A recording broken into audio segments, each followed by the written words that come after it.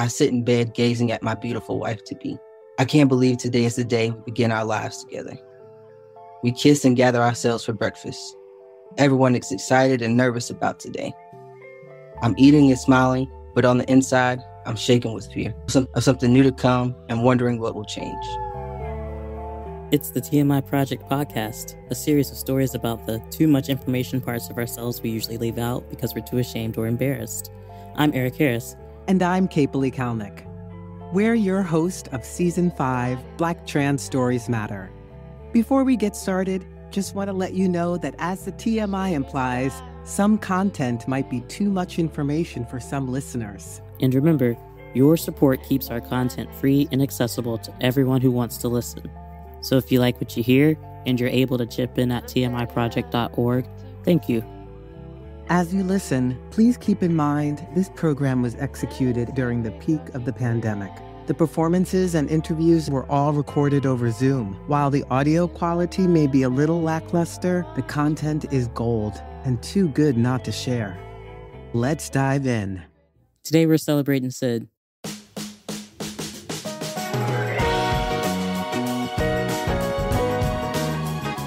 My name is Syd. I'm from Durham, North Carolina, and I'm a dad of two. I work in a law firm, an LGBTQ-centered law firm, and yeah, that's all for me. Syd's story is like a breath of fresh air. He reminds us how important it is to take time to savor moments of joy. I decided on my wedding day story just because I was going back and forth between that and my time at an all-women's college. But I just felt like there were not enough stories about how there was happiness in someone's life, and I didn't want to be so negative because we could always talk about how our negative has impacted us, but we never hear a lot of how someone is happy. I just wanted to share a little bit of that story with folks. Syd's story of creating your own family, one that includes friends, romantic partners, and maybe even some blood relatives with clear boundaries, really resonated with me. Found families have been critical for our survival as trans people. His story takes us to Big Ma's kitchen and makes us part of the family. I'm already hungry. Keep listening to hear more from Syd. It's April 21st, 2020, in Durham, North Carolina. When Whit, my fiance, and I wake up, it's warm and sunny outside. We can smell Big Ma's famous grits and biscuits. I'm nervous. A couple of weeks ago, Whit and I decided to get married at the courthouse because we had to cancel all of our wedding plans, and today is the big day. In 2019, I got a new job and relocated from New York to North Carolina to start work. I moved in with my mom while I looked for a house for Whit and me. This March, Whit was visiting for our bachelorette's party. The pandemic hit. She got stuck in North Carolina because of the panorama going on. What a pain that was. It was such an emotional time, but we knew that a wedding did not define our love.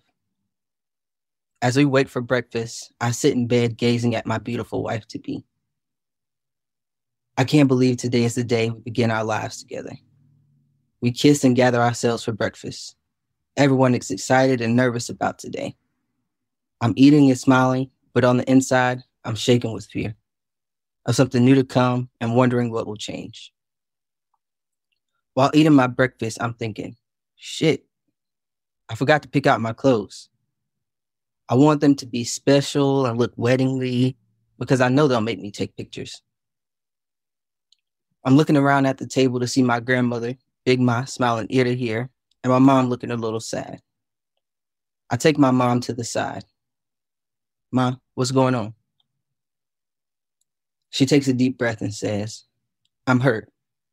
I'm happy that y'all are getting married, but I'm hurt that you don't want me to be there. Damn it. I'm trying to gather the right words to say to her, but I know nothing will make it better. I calmly explain that Whit and I are only allowed 2 witnesses in the courthouse. Whit's mom is dead, and without her there, she didn't want to have my mom at the courthouse as one of the 2 witnesses. It would be too much on top of not having the wedding she dreamed of. Started to cry a little bit because I don't want my mom to miss this important moment in my life, and I don't want my wife to be sad on this special day. My mom is my best friend. We've done everything together since the day I was born. My father has been gone for as long as I can remember. Growing up, I begged my father to be let into his life. Shit, I would have done anything for his love. I always wondered if he would love me if I acted like daddy's little princess. Sometimes I blame his absence on me being trans, but he buried me long before I came out. Now my dad is just another person I begged for love and walked away from with a broken heart. I don't need him, but I still want his attention, to be a priority in his life, and to spend time with him. I still want to know I'm loved, not just by my mom or my uncle or Big Ma, but by my father too. I remind myself I'm doing fine without him. I figured out how to shave by myself without him. I figured out how to take care of my family and bought us a house without him. I figured out how to be the best me without him. Perhaps most importantly, I figured out how to no longer beg for love from people who don't deserve love from me. But my mom and my wife-to-be, they both deserve my love, and I hate to hurt either of them. I'm sorry, Mom, I say. I promise we'll bring back pictures and we'll celebrate with you. We'll have a cake and friends at the house when we return. Now I need to get myself together. I hop in the shower to prepare for the rest of the day. Whit asks if she could pick out my clothes. I say yes, with a big smile on my face. I look in the mirror and remind myself what's happening. I'm marrying the love of my life. She has supported me through some very dark times and been there for the very best. When I get out the bathroom, I see Whit has picked out my outfit and asks what shirt she should wear, holding up a white and black shirt. You look good in anything, baby, but I know you wanted to wear a shade of white on your wedding day.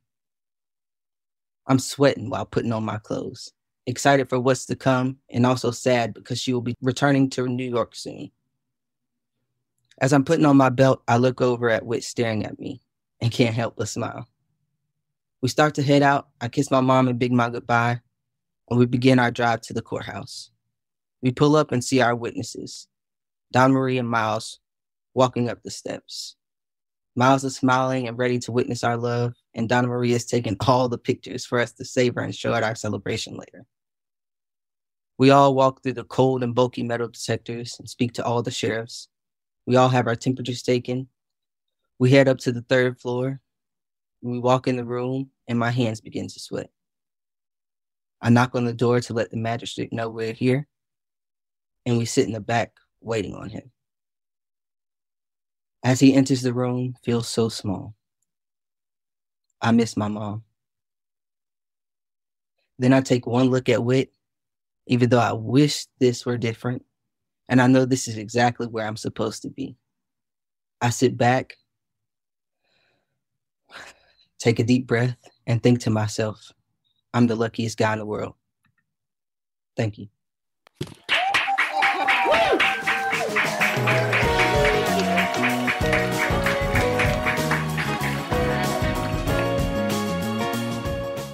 We caught up with Syd recently and asked him about the experience of sharing his story.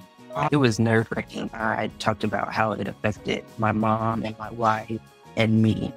So I was a little nervous because they were all in the audience and they'd never heard this story. They'd never heard me talk about it. And so it was just nerve-wracking for them to hear how I felt on that date. But afterwards, I felt a relief because now they knew how I felt. They both had their own perspectives, but they got to see the whole picture told in one story. Syd has an air of wisdom around him, like he's lived life before and now he knows all the secrets. He was kind enough to share some advice for anyone who wants to be a bit more joyful every day. There is happiness in the midst of chaos and sadness. You always have to take a bit of time to be happy for yourself. Otherwise, you'll just be sad, and we don't like to be sad all the time. Great advice. We encourage you to think about your daily practices. What can you do for yourself today? I write for a few moments every day. It's usually a poem, but sometimes it's a narrative, a love letter, a hate letter, or another page in my novel.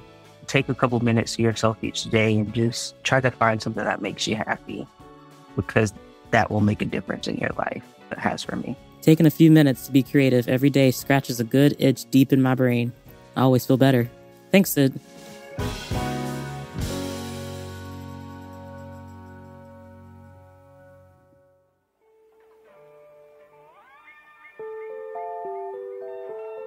Next up is Theodora, who embodies courage, commitment, and claiming her space in the world during her first public walk in women's clothing.